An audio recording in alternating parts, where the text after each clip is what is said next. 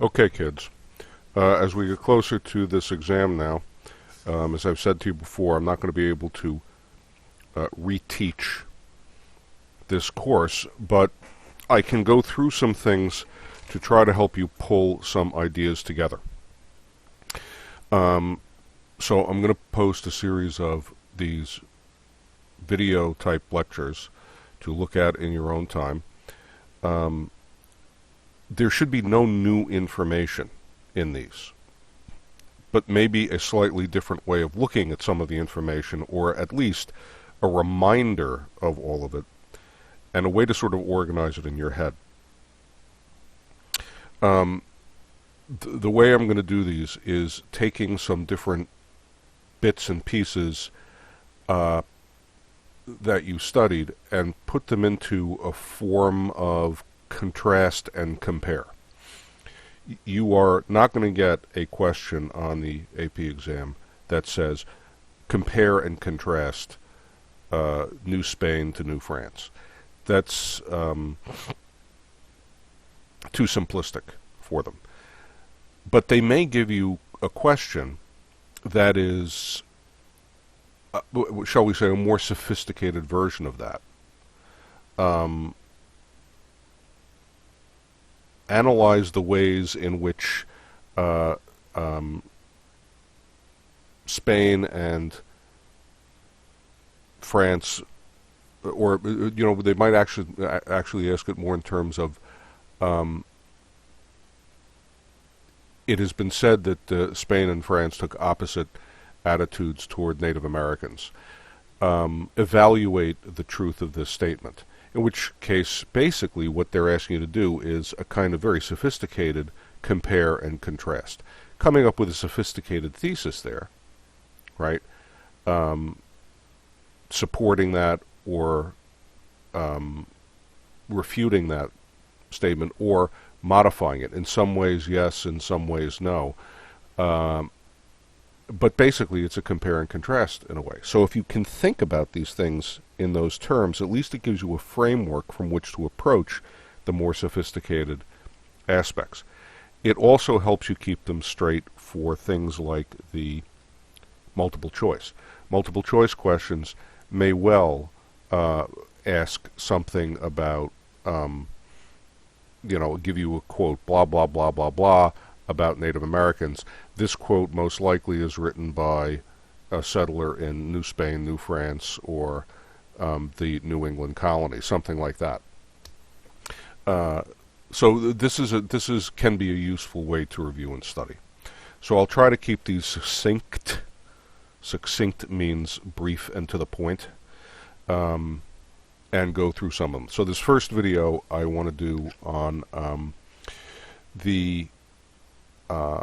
some compares and contrasts from the colonial period, and then let's say the colonial period to the Constitution. Okay, and just a few spots. I'm not going to be able to do absolutely everything that could be compared and contrasted, but hopefully it will be of some help to you. So let's look at the colonies. Let's start with those. Okay, Spain, France, and the English colonies. You should be able to find in your textbook, I won't put it up here, a map of where these colonies were. So let's look at similarities, differences, right? All right. So New Spain, as it's called, we know that that is South America, Central America, and part of what's now the U.S. Southwest. The Spanish were the first into the New World, obviously, Christopher Columbus, right? They were looking for a short route to the Indies, what we would call Indonesia today, and China, and Japan as well. And so when Columbus bumped into the New World, he did it in the Caribbean. And so they discovered the Caribbean first, and then Central America, northern part of South America, and then into South America. So the Spanish are thrust sort of in that direction, down toward the south, and the American Southwest. Originally, they were looking for gold and silver. Columbus certainly would have liked to have found gold and silver, and in fact came back and claimed that he did. which is kind of what started the rush over here. Columbus was looking for a lot more than that. He was looking for that trade route to the east, and it was good to find gold and silver along the way. Once everybody else starts to figure out that this is not a way to get to the east, but they're seeing signs of gold. The Aztecs had lots of it, and silver, which was more down with the Incas in Peru. They come over here looking for that. And the conquistadors, as they were called, were certainly always looking for gold and silver. But at the same time, once again, that starts not to pan out so much. You begin to get these agricultural settlements. Yes, the encomienda system, which you should know from the textbook. You can go look it up. And so you have these large plantations, which are part of the conquest. The Spanish are coming over here to claim all of this territory for Spain and make it part of the Spanish Empire. And so the conquistadors subjugate, which is another word you should know, conquer, overcome the Aztecs, who were primarily up in Mexico and into what we would call Central America, and the Incas, who were down in the region of Peru, in South America. Now, you guys are not stupid. There were a lot of tribes over there, the Guarini and so on among them, in South America. It was a much larger picture than just the Aztecs and the Incas, but those were the two most organized empires that they were facing. And they start to set up plantations of various kinds. Spain sends over royal officials to be the government over here that are directly answerable to the crown. So you're really turning this into a colony, and you are enslaving, notice, the Aztecs, the Incas, and the other Indians to work on these farms. New Spain was dominated by these Spanish, for want of a better word, lords, with the help in many ways of the church. The Franciscan priests came over to set up missions to the Indians. And the Franciscans were not, it wasn't that they were universally cruel to the Indians or something, but their idea of a mission was to treat the Indians as though they were children, and therefore needed to be dominated in the sense that, you wouldn't let the kindergarten run the school. You need to have the adults in charge. And so that was, even the kind Spanish, shall we say, often treated the Indians that way, and their idea was to impose civilization on them, because they were uncivilized. So Spanish culture, Spanish language, and Spanish religion on these people. The Jesuits, who were active a little bit in the American Southwest, but the Jesuits are much more active in South America. The Franciscans you have all over Mexico, Central America, and into the American Southwest, and then over to California, right? That whole region. The Jesuits are more down by Peru, for the most part, and into the back of Brazil and Paraguay and that area.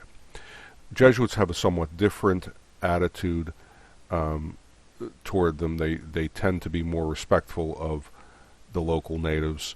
The Jesuits, I should have put in here, their settlements are called reductions, the Jesuit reductions,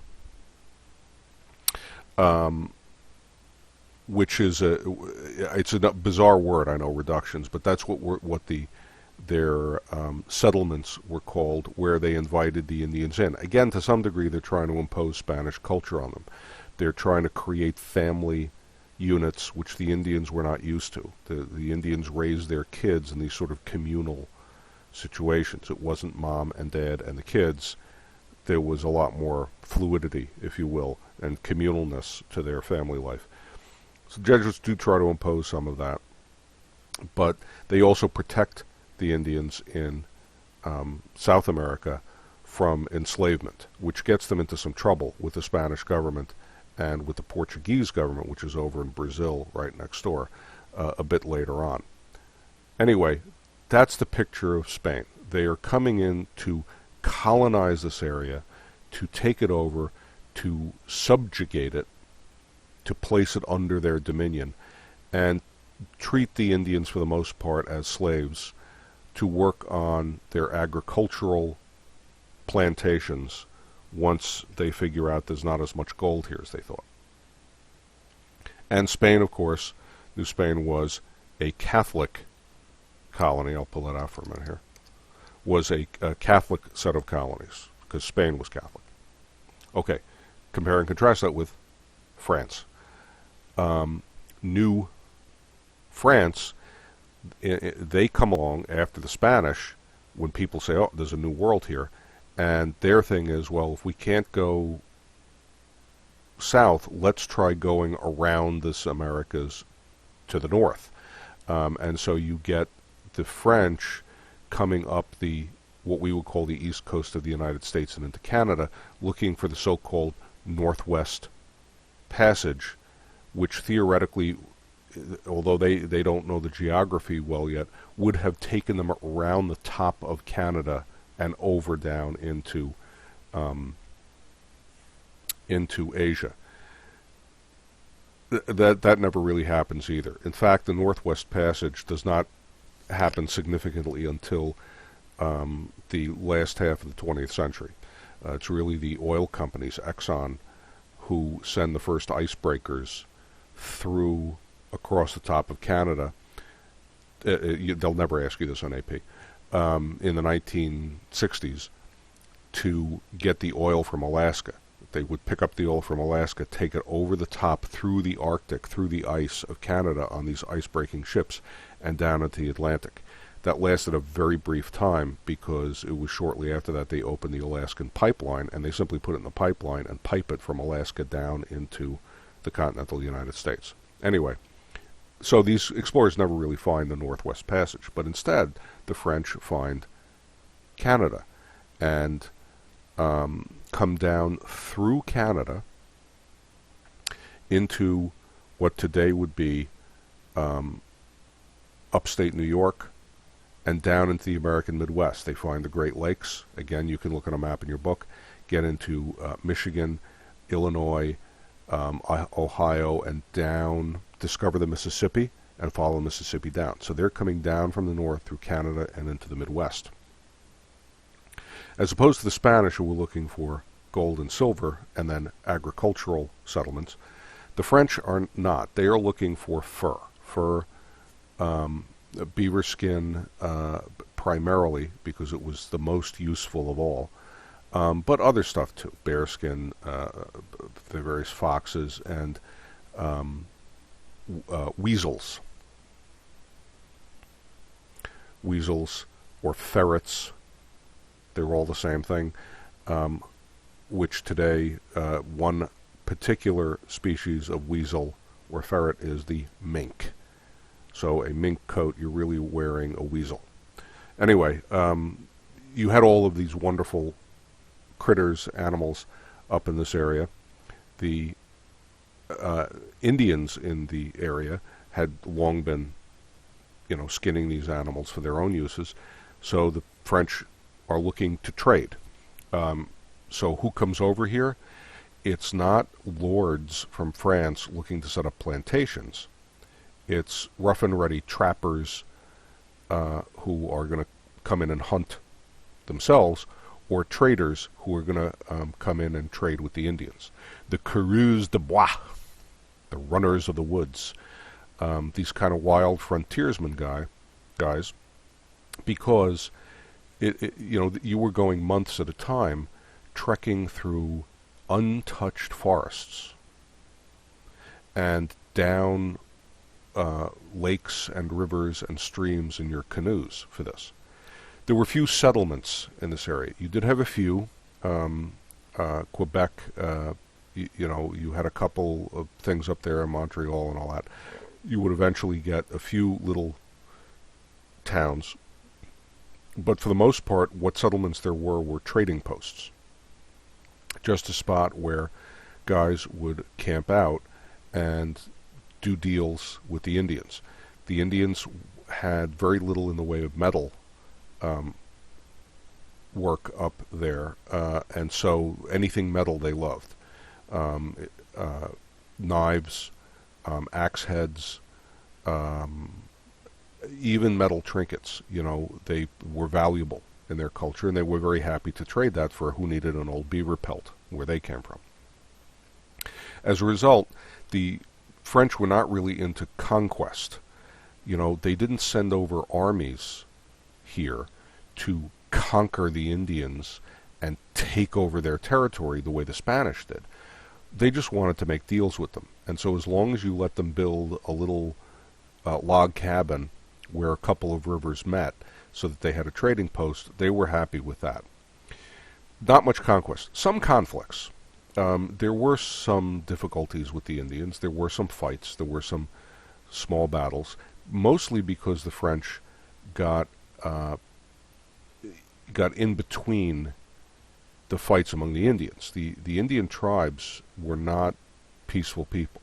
The Hurons, the Mohawks, and so on. You had a lot of fighting among the Iroquois. And the French, as you can go look up Samuel de Champlain and all that, made the big, fat error of taking sides. They took sides in one of these early conflicts they ran into, and it ever afterwards poisoned them, because then they became players in these wars instead of being outside neutrals. For the most part, though, they got along with the Indians. As long as they could steer clear of these sort of intertribal conflicts and not get caught in the middle, they did pretty well with them. They made deals with them.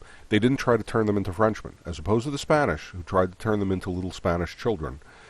The French really never tried to turn the Indians into Frenchmen.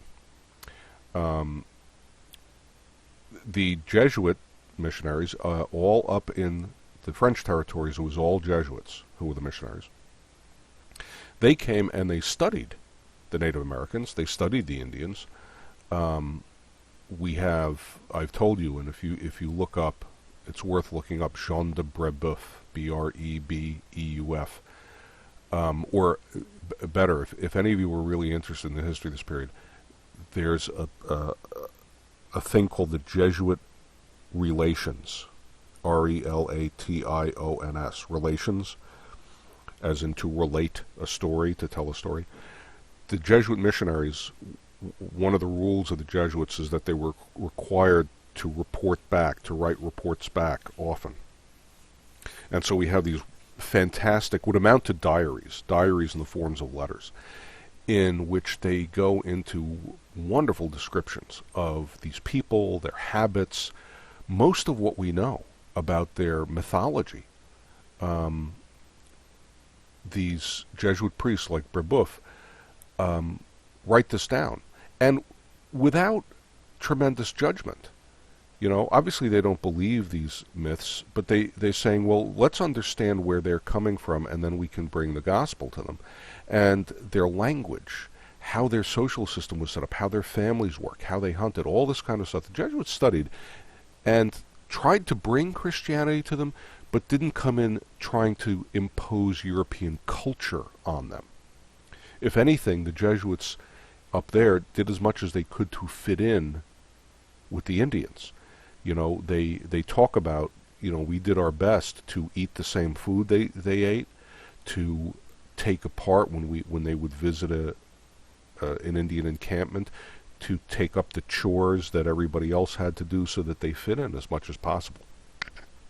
So I talk about New France as being Catholic in parentheses, because unlike Spain, the New Spain, where they really imposed Catholicism in an enforced way, France was a Catholic country. The colonies were technically Catholic, but it was more about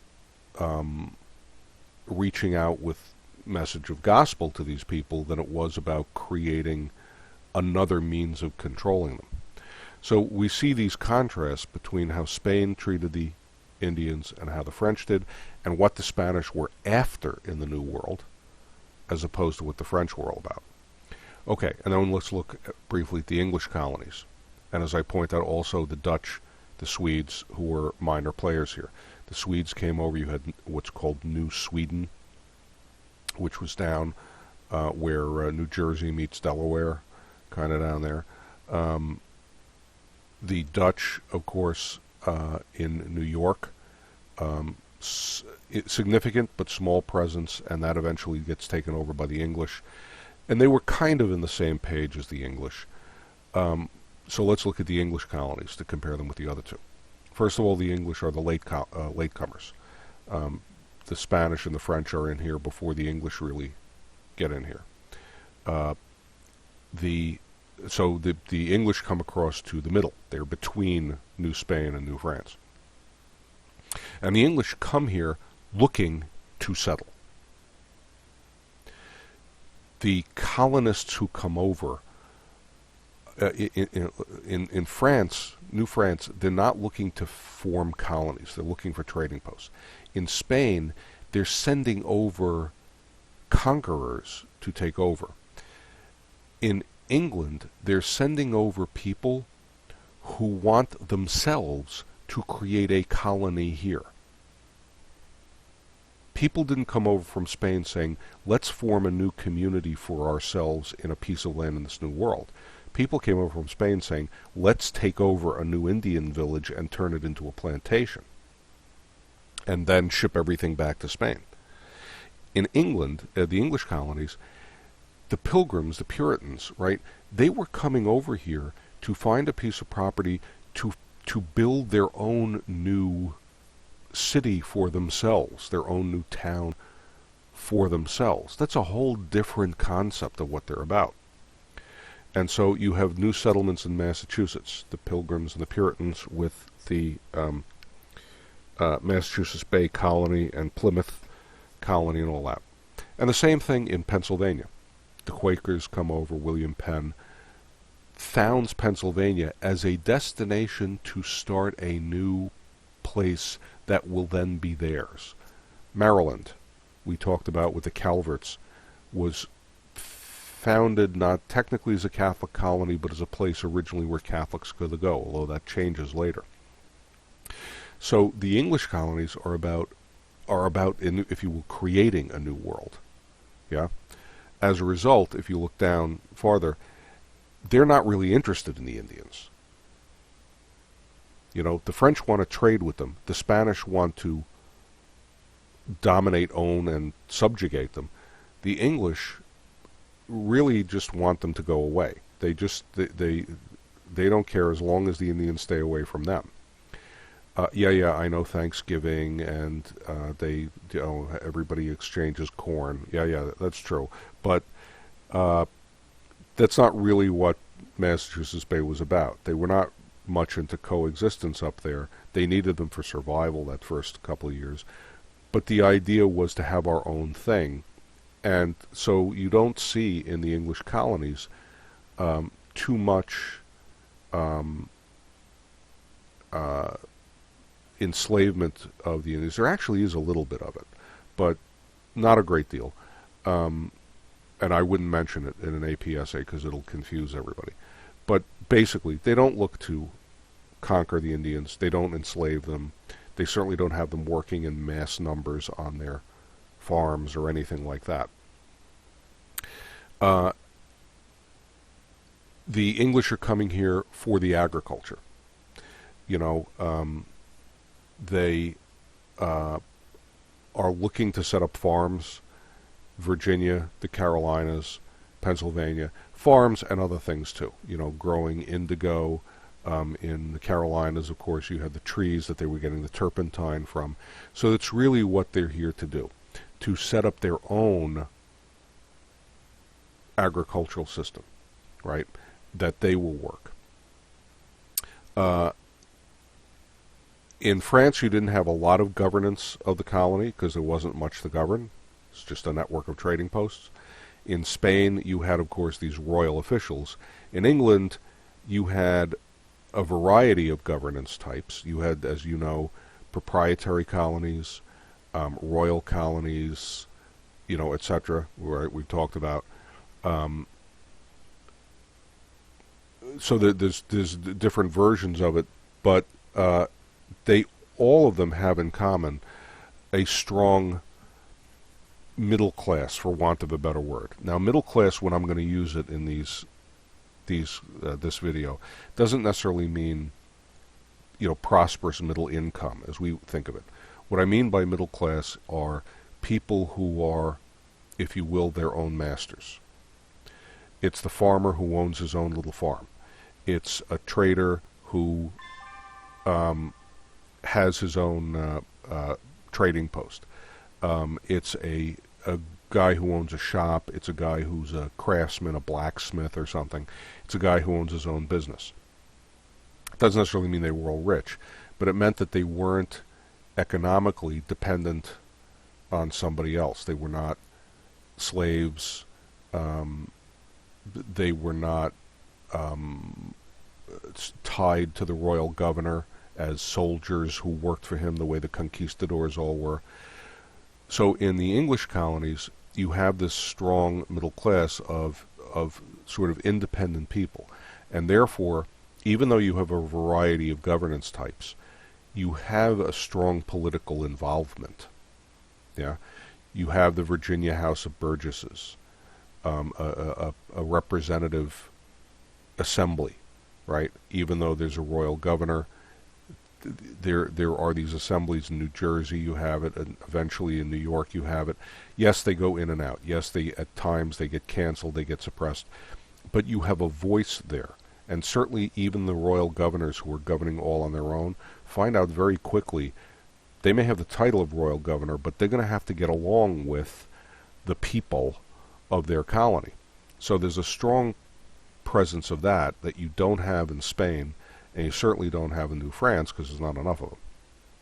As we said, they largely simply pushed the Indians out of the area. They weren't looking to own them or dominate them, and they didn't do a lot of trading with them. Some, but not a lot, the way France did. And the English colonies were Protestant, because England was a quite Protestant nation. There were varieties of Protestantism. Massachusetts Protestantism was very different from Virginia, but they were Protestant. Okay, so if you look at the lineup here, you see the contrast between these three sets of colonies. They're all European colonists. They have that in common. They're coming over here without much regard for the Indians. I mean, none of them really hold the Indians up as being our fellow brothers, except to some degree that the Jesuit missionaries, particularly in France, really did.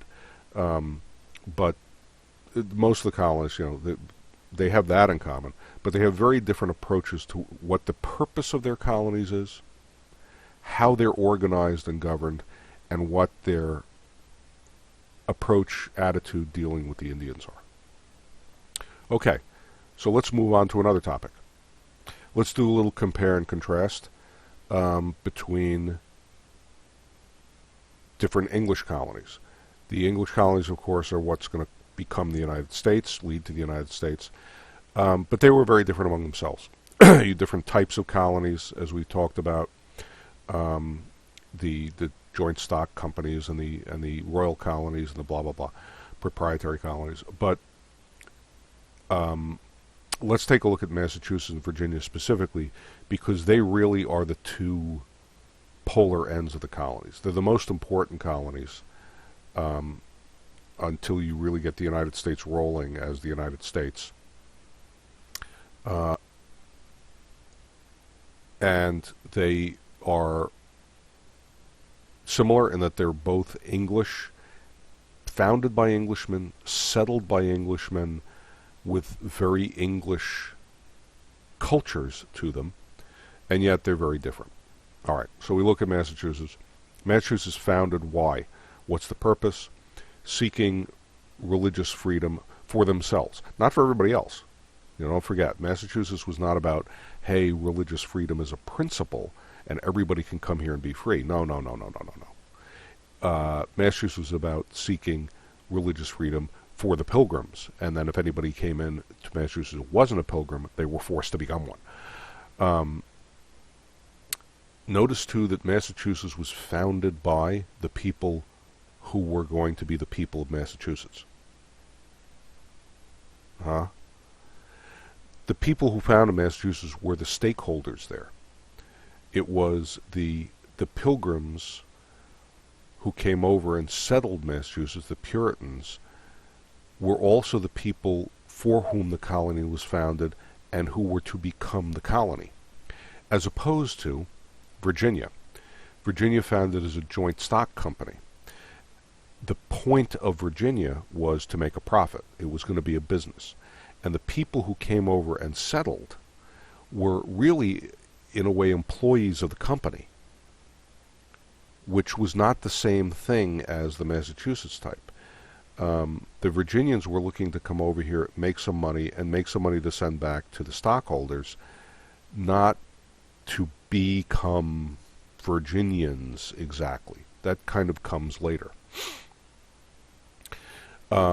Massachusetts was, you don't forget about that important, wonderful document, the Mayflower Compact, where they establish a principle that they would govern themselves by mutual agreement, even as they're coming over on the Mayflower.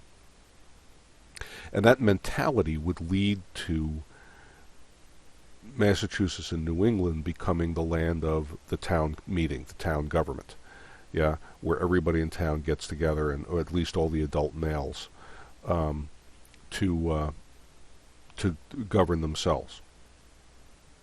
Okay, Massachusetts tended to be settled by families. They came over as families, or they became families very quickly once they got here, got married.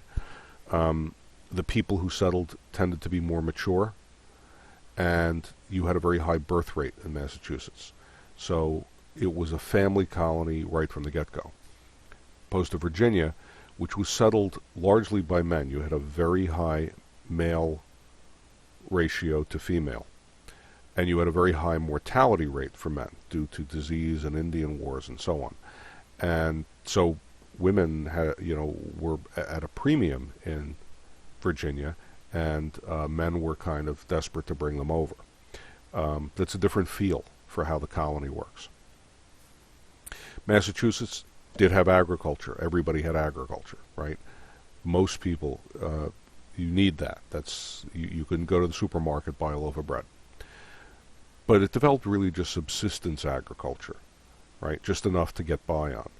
Why? Because it's New England. All right? You think New York winters are bad. You go try a winter in northern Massachusetts. So the growing season was relatively short. The soil tended to be rocky and not that great. So it was hard to grow stuff up there. They were able to. There are farms in Massachusetts. But it's a difficult existence. So they were barely able to get by on that. But they found instead other stuff. So fishing became very important in New England. The sacred cod, was the backbone of the Massachusetts economy. And they get into other trades. So shipbuilding. Got a lot of forests up there, trees. And you had a lot of great craftsmen up there. So good blacksmiths. Later on, you get real tradesmen in Boston's. Paul Revere's the great silversmith. So you get a lot of craftsmen up there. And traders. Boston was a great trading city. So the triangular trade, right? Molasses to rum to slaves, goes through Massachusetts. In Virginia, by contrast, was also an agricultural economy, but it stays one. Virginia has a lot more arable useful land, arable, A-R-A-B-L-E, meaning good for farming.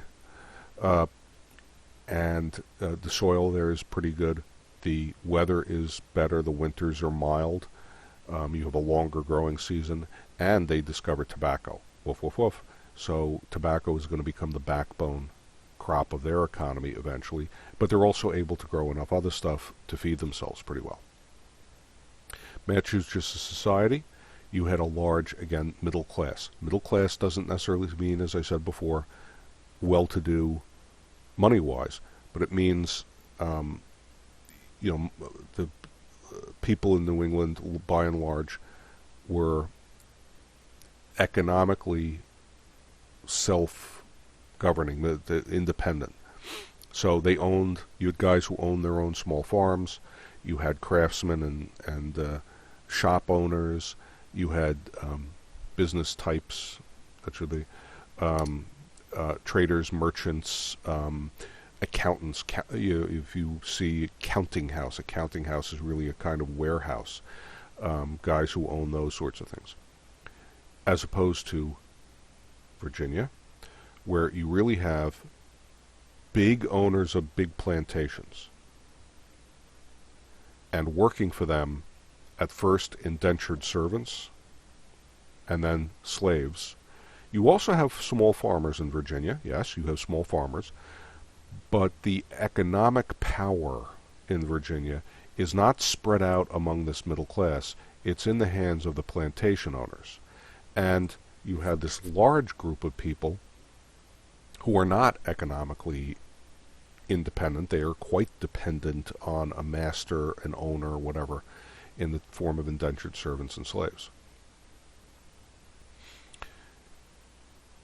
Massachusetts communities were tight communities centered around, first, their families. Family life was big in Massachusetts, and the network of who your family belonged to.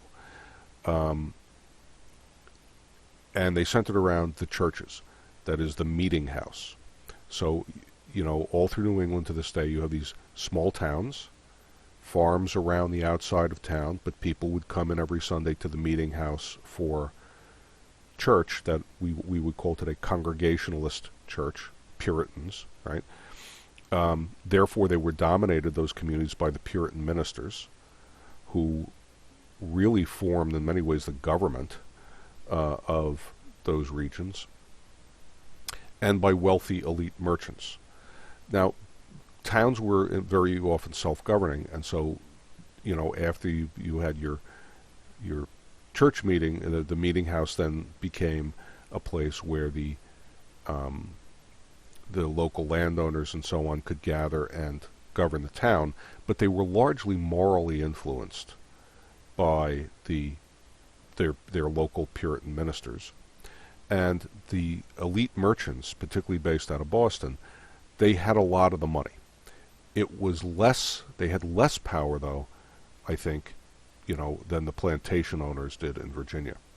Okay, what were the communities like in Virginia? Widely spread out.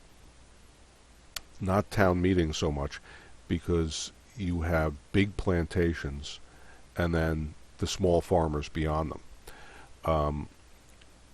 And Virginia government was dominated by the Tidewater gentry. Now, Tidewater. What's Tidewater?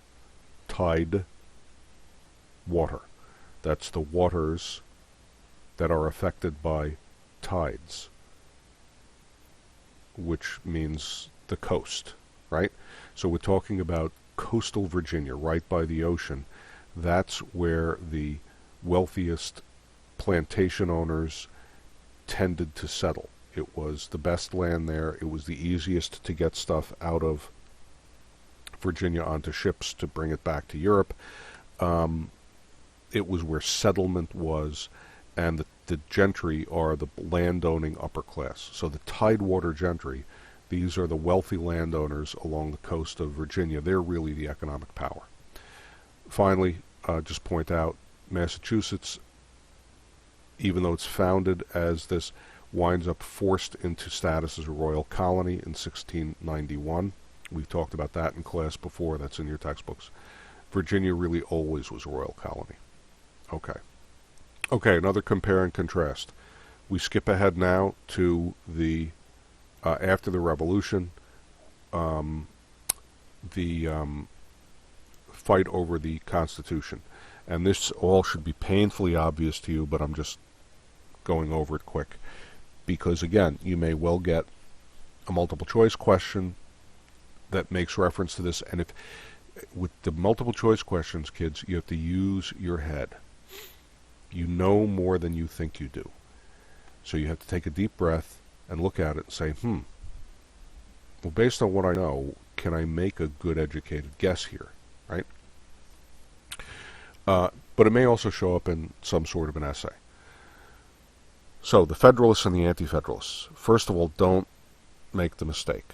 The Federalists later on become, once the Constitution is ratified and we start a real government, you have the Federalists versus the Democrat Republicans. Be careful. Before all that happens, federalism has a slightly different meaning. The Federalists, this is 1787, were the ones in favor of ratifying the Constitution. Once they wrote the Constitution, it had to go out to all the states. The states had to vote on it and ratify it. So the Federalists were the guys arguing in favor of this newly written Constitution. The Anti-Federalists were those who were against it. What's this coming out of? We remember the Articles of Confederation.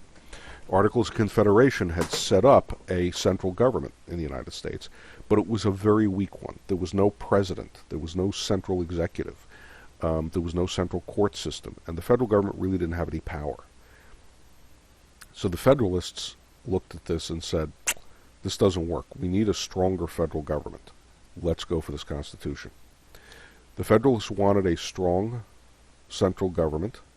State governments still strong, stronger than we might think of them today, but the national identity came first. You were an American first, and therefore the federal government had to have, if you will, ultimate power in the country. The states kept their power. They didn't take it away. They didn't destroy the states by any means.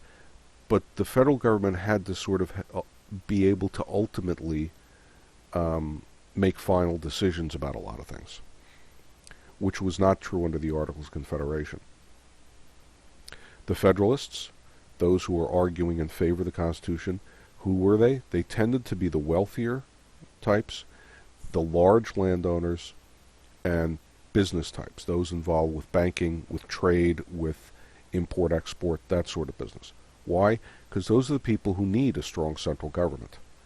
If you're engaged in trade between states or between the United States and foreign countries, you need a strong federal presence to give you the ability to do that. If all you're doing is running a little shop and selling to people in your neighborhood, you don't want the federal government coming in and screwing around with you, and you want to keep decisions as local as possible, and you like strong state government.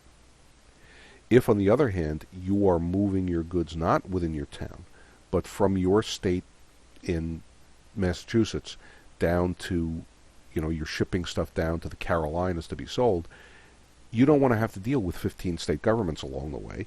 You don't want to have to deal with taxes all along the way. And you want to have somebody who's making the final rules to give you some stability.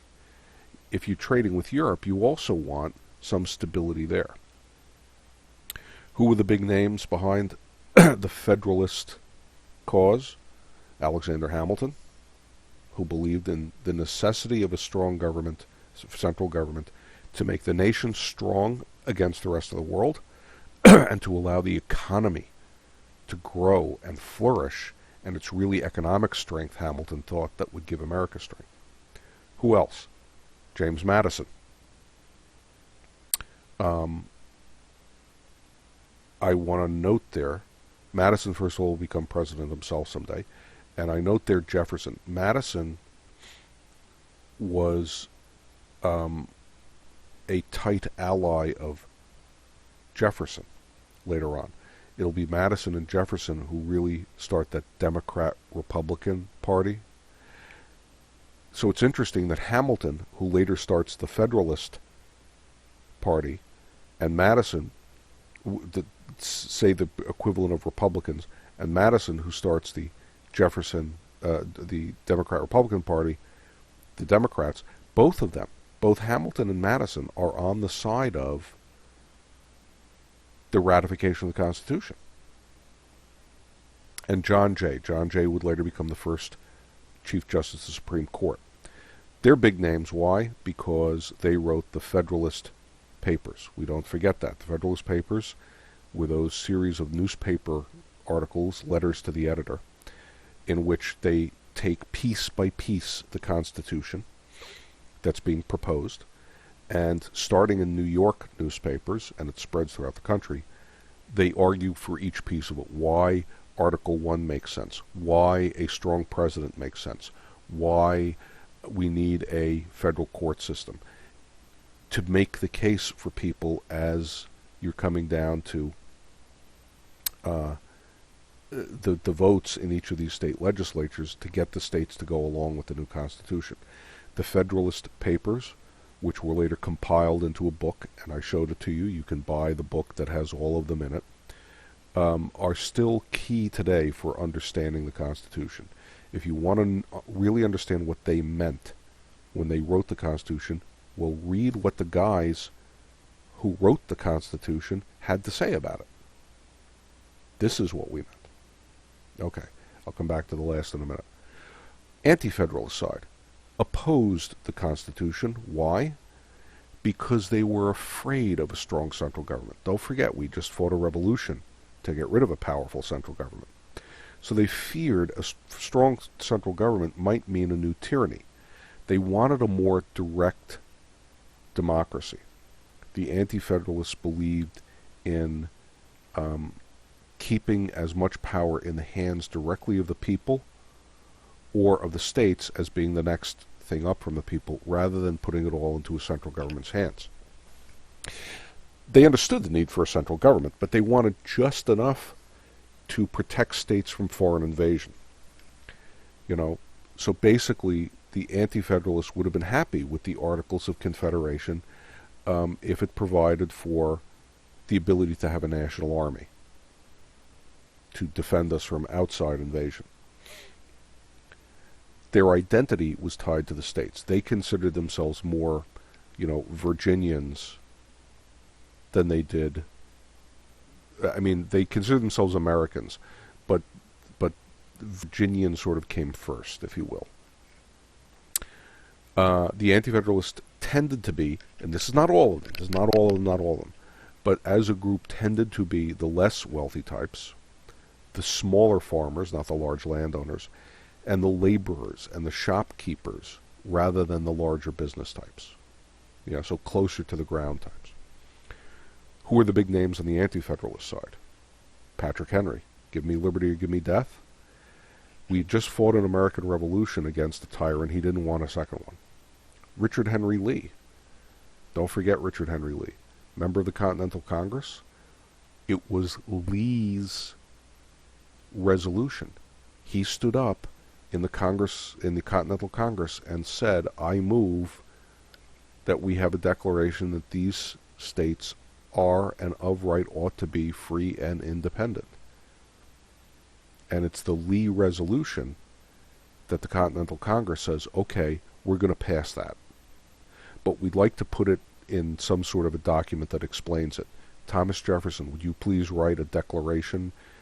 And the Declaration of Independence, the purpose of it was to explain that sentence, that these colonies are and of right ought to be free and independent. That was Richard Henry Lee's idea. And when the Constitution comes along again, he had just fought a war to make Virginia independent from the powerful government of England. George Mason was writing versions of the Bill of Rights before there was any Constitution. He wrote a Bill of Rights for Virginia that, interestingly, will become the American Bill of Rights in many ways. James Monroe, who would himself be president. And I put there Jefferson ? Jefferson was not around for the ratification debate. He was off in France as ambassador. But there is a link there. I know you can't link through the video, but you can see it there and type it in if you're interested. A fascinating website that has the letters between Jefferson and Madison. Madison, who was very tight to Jefferson, wrote to Jefferson regularly and sent him a copy of the Constitution as it was being debated and then written and then actually proposed for ratification. And Jefferson wrote back long, interesting letters in which he says specifically, I like this and I like that. I'm not so hot about that. I think this is a good idea and that's a good idea, but I don't like that much. Where Jefferson really would have been if he had been in the country for the ratification debate is an interesting question. There were a lot of things about the Constitution he wasn't happy with. So I'm not sure exactly where to put him, but he's an interesting read. Okay. Last compare and contrast I want to do for this video, which is going to take us then up to the 1800s, is Bacon's Rebellion, Shay's Rebellion. I don't think they would ask you to compare and contrast these two events. They might. They might. But at least this will help you keep them straight, so you don't get the two of them confused, because they're both called rebellions. And they are an interesting comparison. Bacon's Rebellion, right? Nathaniel Bacon, 1676, so 1600s, long before Revolution, 100 years before Revolution. Takes place in Virginia. Bacon's Rebellion, we remember, was about indentured servants, the indentured servants who had bought their freedom or their contracts had expired. And so now they're in the New World. Now they're finally free men. And they think that, okay, now's the opportunity to prosper and so on. And it turns out not to be the case. The New World doesn't live up to its promise of opportunity for everybody. They wanted land, and they found it hard to get their hands on it and hard to make a living on it. And they rose up against Governor William Berkeley. It's usually pronounced Barclay. Governor Barclay, because Barclay was seen as doing two things. Protecting that tidewater gentry I just talked about, so being too much in the pockets of the wealthy plantation owners. And second, of being too lenient with the Indians. You still had the Indians on the edges of Virginia, and Barclay was kind of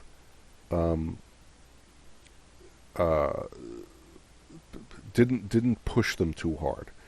Not because he was such a great guy and he loved Indians so much, but because, why stir up a hornet's nest? Why poke the beehive with a stick and get them all pissed off at you?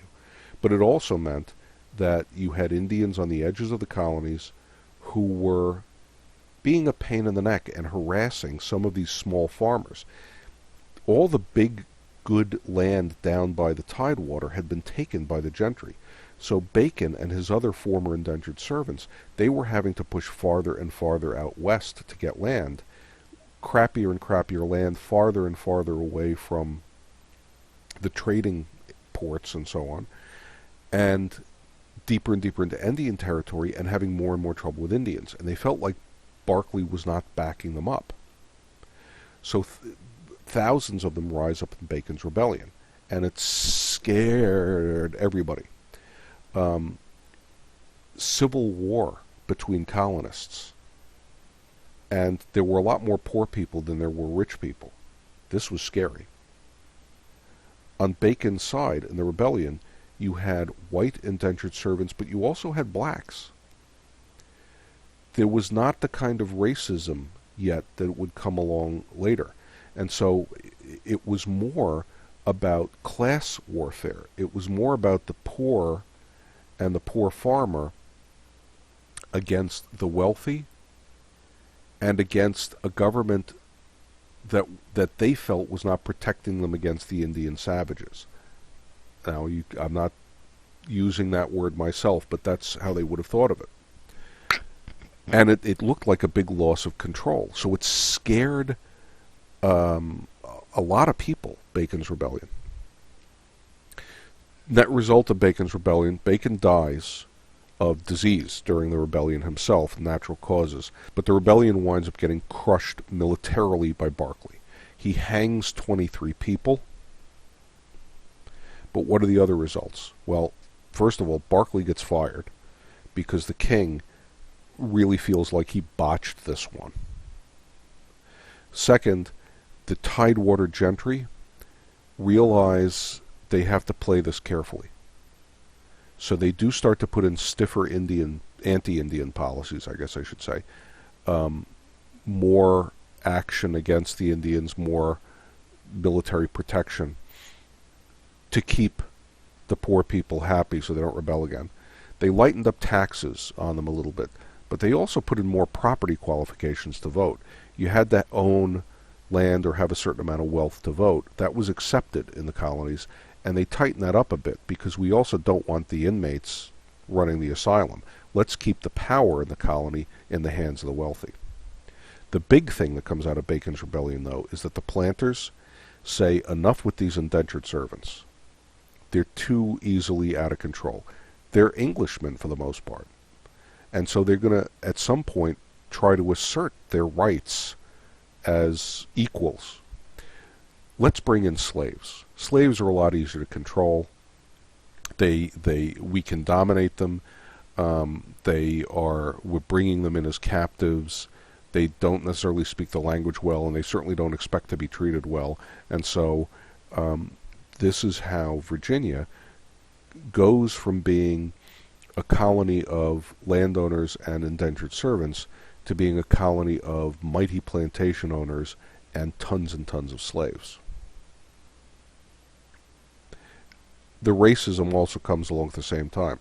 The more slaves you have and the more you treat them as subhuman, it becomes then, slavery becomes more about race. Indentured servitude was nothing about race.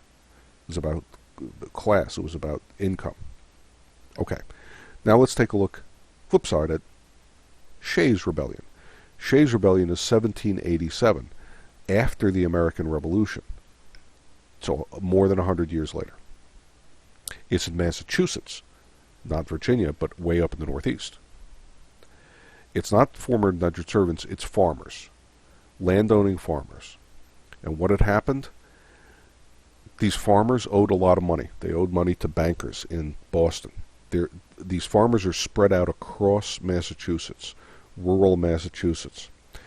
They owed money to the bankers in Boston and the businessmen there. And the bankers in Boston, the businessmen, wanted to be paid in so-called hard money. That is, in coin, really made out of gold and silver and stuff. The farmers didn't have that. They wanted to pay them in paper money, the value of which was much more flexible. So it's, we talk about populism later on, the free silver versus the greenbacks in the late 1800s. You should know exactly what I'm talking about when I say that. Well, populism goes all the way back to here. It's the same problem. The bankers want to be paid in currency that is worth more. The farmers want to be paid in currency that is worth less. Yeah? Because that's, everybody wants to get the most, right? And the farmers are, again, very dependent on credit, as they always are. Another problem was that the farmers in question were veterans of the Revolution. They had served and fought and bled to free the country. They had not been paid well. The soldiers during the American Revolution really didn't get paid much, if anything at all. And they had come out of that revolution having given up months and years of their lives to it. Their farms having really suffered while they were away, really not doing well economically at all. And they found their properties being foreclosed on, as the Boston bankers were not getting paid, as their personal economy was not doing well, the individual farmer and war veteran, they couldn't pay their taxes on this stuff, and so the properties were being seized. Again, thousands rose up. They seized local governments in these small towns, and they stopped the courts. The courts are where you go to foreclose on property. Scary, scary. You have a rebellion on your hands. We have a revolution within the country now. And it's 1787. So there's no constitution yet. We're still under the Articles of Confederation. So there's no strong central power to face them. There is no strong national army that you can send to take care of them. It's class warfare. It's farmers against bankers. It's rural western Massachusetts against big city Boston. What's the result of Shay's rebellion? The rebellion is defeated. Just about everybody was pardoned. The Massachusetts again had that strong history of peoples being involved in the government, and so the governor didn't want to go around hanging everybody. There were a couple of people hanged, just a small handful of them, but most of them got pardons, even though there were thousands involved with this. Daniel Shays himself dies many years later, I think 1825, something like that, in complete obscurity. He leaves Massachusetts and dies really broke, poor, on his own small farm in upstate New York. But the big thing that comes out of Shay's rebellion is that it convinced Washington and a lot of other people that they needed a strong central government. Why? Because we needed to be able to deal not just with defending the country from outside invasion, but what happens when you got a rebellion inside the country like this one. Oh, and by the way, it causes Vermont. Vermont had been, since the Revolution, trying to become a state. And Massachusetts claimed part of the land, New York claimed part of the land, New Hampshire claimed part of the land. Alexander Hamilton, who's a New Yorker, talks everybody into recognizing Vermont as a state, basically giving it the land that New York claimed, letting them have it, letting them become their own state as a trade-off to them. The fear was that Vermont would become a place where all of these New England rebels could go to and be protected in and launch other rebellions. So Hamilton kind of says, well, if Vermont wants to be its own state, let's give it what it wants, and the trade-off will be, now that you're a state, you also have to be kind of part of the club here and help us put down rebellions too. Okay, so I hope this little bit of review was a bit helpful to you. I'll do another video. We'll pick up with the first half of the 1800s with some more of these compare and contrast things.